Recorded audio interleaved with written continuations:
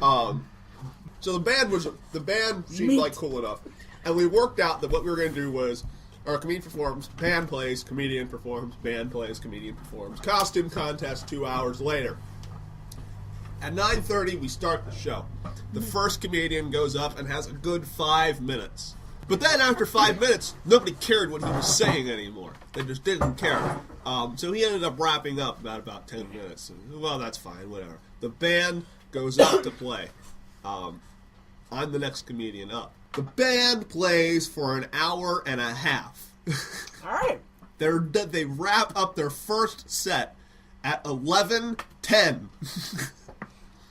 I go up, and I get about 5 minutes into my set. Apparently, it was evident that I was the bathroom break portion of the night.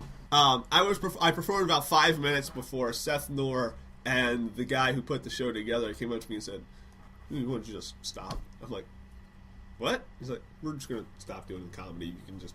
I was out of words because I had already used them all describing how shitty the show was previously. And about 10 minutes later, the band goes up to start their second set with the costume contest beginning in about 5 minutes.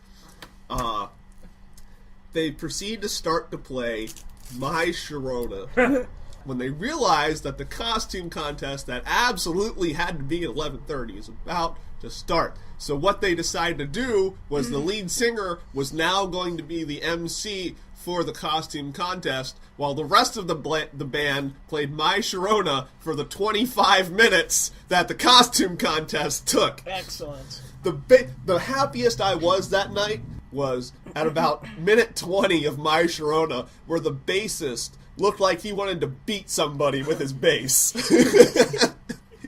He's been playing that beat forever, and he looks like he's just going to punch someone out. He is pissed. And after the costume contest was over, the band played for another 2 hours. I bet they played My Sharona. The show that was supposed to be over at 11:30 wrapped up at 1:30. All right. It was awful. And I would have minded much less if the band didn't look so amusing. Never before have you seen a more interesting amalgamation of people in a band. The lead singer looked like 20-year-old Lenny Kravitz. The lead guitarist looked like Spock.